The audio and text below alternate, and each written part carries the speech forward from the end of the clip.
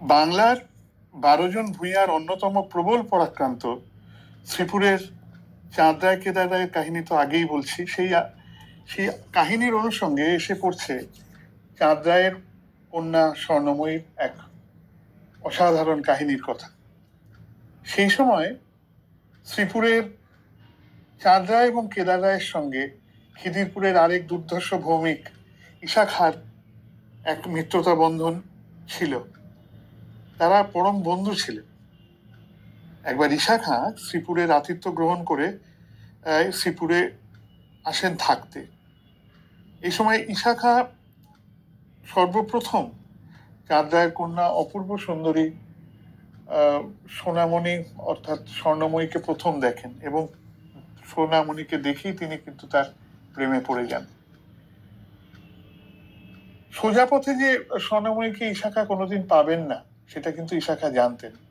তাই ঈশা খাঁ অন্য ছলচাতুরির রাস্তা নিলেন আর কি। এই বিষয়ে তিনি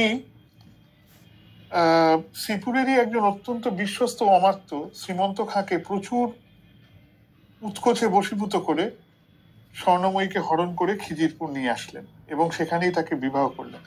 বিবাহের পর স্বর্ণময়ীর নাম হলো সোনা বিবি। অনেক স্থানে তার নাম নিয়ামত বিবি বলে উল্লিখিত আছে, তবে আমরা সোনামণি বলেই বলবো তাকে, বা সোনা বিবি বলে বলবো।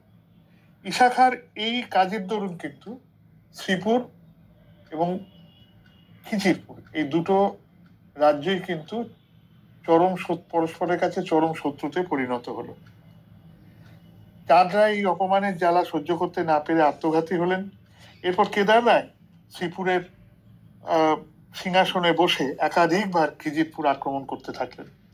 সোনাবিবি কিন্তু আগাগোড়াই পতিব্রতা ছিলেন। একবার ঈশা খাঁর অবর্তমানে রাজধানী সোনারগাঁ আরাকানের মগধের দ্বারা আক্রান্ত হলে তিনি বীরঙ্গনার মতো মগধের সঙ্গে যুদ্ধ করে তাদের পরাজিত করেছিলেন। কথিত আছে ঈশা খাঁ এবং মোগলদের মধ্যে যে জলযুদ্ধ সংগঠিত হয়েছিল তাতে তিনি অংশগ্রহণ করেছিলেন।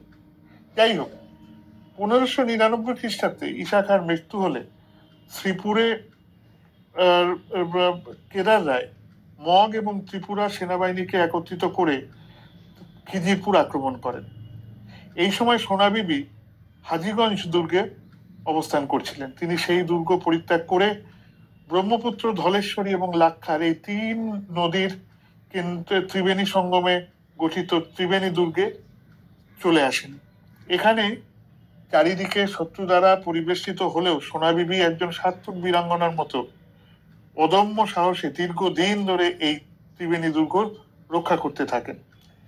এরপর গোলার আঘাতে যখন দুর্গ প্রাকার এক প্রকার ভেঙে পড়তে থাকে তখন সোনাবিবি বুঝতে পারেন যে তার পক্ষে এই দুর্গকে বাঁচিয়ে রাখা সম্ভব নয়, তার পরাজয় অবশ্যম্ভাবী। তিনি তখন সমগ্র দুর্গে অগ্নিসংযোগ করে সেই জ্বলন্ত অগ্নিতে নিজেকে সমর্পণ করেন। এইভাবেই সেই দিন এই বীরঙ্গনা সোনাবিবি নিজের দেশ রক্ষার্থে প্রাণ দিয়েছিলেন। অনেকে বলেন যেহেতু এই দুর্গের জ্বলন্ত অগ্নিতে সোনাবিবি আত্মাহুতি দিয়েছিলেন সেই কারণে এই দুর্গের নাম পরিবর্তিত হয়ে সোনাকুণ্ডা হয়।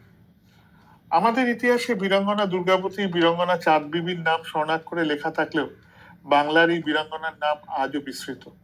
আজ এই খিজিরপুর, ত্রিবেণী দুর্গ, হাজীগঞ্জ দুর্গ, কলাগাছিয়া দুর্গ, সোনারগাঁ এই সমস্তই কালের গর্ভে তলিয়ে গেছে, কিন্তু সোনা বিবির এই উপাখ্যান আজও ময়মনসিংহ অঞ্চলের বিভিন্ন গীতিকাতে জীবন্ত হয়ে আজও চারিদিকে ছড়িয়ে রয়েছে।